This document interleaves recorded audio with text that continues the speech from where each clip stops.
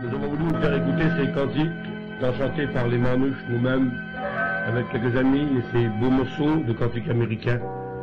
C'est afin que vous puissiez comprendre l'importance qu'il y a de glorifier Dieu dans toutes les langues du monde, dans tous les groupes du monde, les grands compositeurs, les grandes personnalités, comme les gens simples.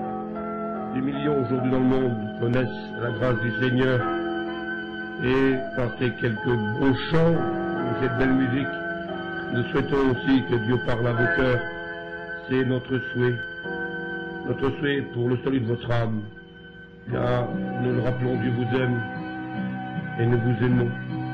Ce n'est pas par de l'or ou par de l'argent, écrit l'apôtre Saint-Pierre, que vous avez été rachetés de la même manière de vivre, mais par le sang précieux du Seigneur Jésus, qui comme un agneau sans défaut, sans tache, a versé son sang sur la croix du Calvaire.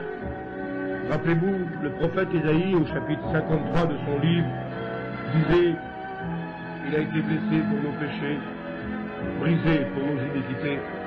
Le châtiment qui nous donne la paix est tombé sur lui, et c'est par ses meurtrissures que nous sommes guéris. » Ça veut dire quoi, être sauvé?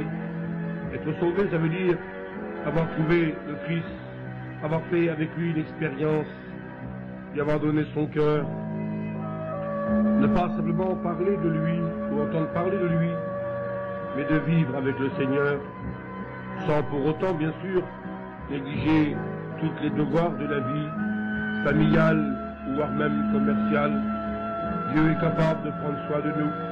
Le Seigneur Jésus a dit, il nourrirait les oiseaux du ciel. C'est lui qui fait croître les lys des champs. Le Seigneur est capable de nous apporter tout ce que nous avons besoin. Mais Jésus a dit, avant toute chose, cherchez premièrement le royaume de Dieu et sa justice. La vie d'ici-bas devra un jour se terminer pour les hommes de la terre. Notre vie est courte en plus. Nous vous souhaitons santé, prospérité, bonheur et longue vie. Mais qu'est-ce que notre vie, écrit l'apôtre Pierre? Nous sommes une fleur qui paraît pour un temps et qui demain sera fanée et foulée aux pieds par les hommes. Notre vie est courte, mes frères et mes amis, et l'éternité est long, très long. Et la Bible présente deux endroits où l'homme, l'âme de la personne, la vraie personnalité, devra passer l'éternité. Soit avec Dieu, pour ceux qui ont eu le bonheur de dire oui à Jésus, à ce Jésus qui aime, qui appelle, qui sauve, qui pardonne, et qui le fait gratuitement, le bonheur de passer avec l'éternité. Alors soit loin de Jésus. La Bible appelle le lieu, l'endroit de souffrance, de tourment éternel. Et nous souhaitons, nous prions Dieu, que aucun des nôtres ne passe son éternité dans les temps ardents de feu et de soufre, qui vulgairement est appelé enfer. Le Christ a consenti à mourir pour nous arracher à ces flammes éternelles. Il était sans péché notre Seigneur, il a été fait péché pour nous. Il est comme une victime innocente qui a consenti à porter nos poids, nos souffrances, nos misères, nos soucis. Oui, c'est du fond de mon cœur que je veux vous le redire encore ce soir.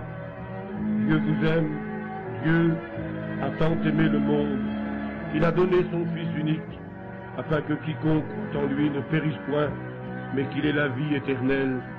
La vie éternelle, Dieu veut vous la donner gratuitement, gratuitement. Il suffit que vous ouvrez vos cœurs et vous aurez pour l'éternité la vie éternelle. Faites-le pendant qu'il en est temps. Dieu vous appelle à travers de cette simple cassette et veut vous sauver. Amen. Dieu vous bénisse. Amen.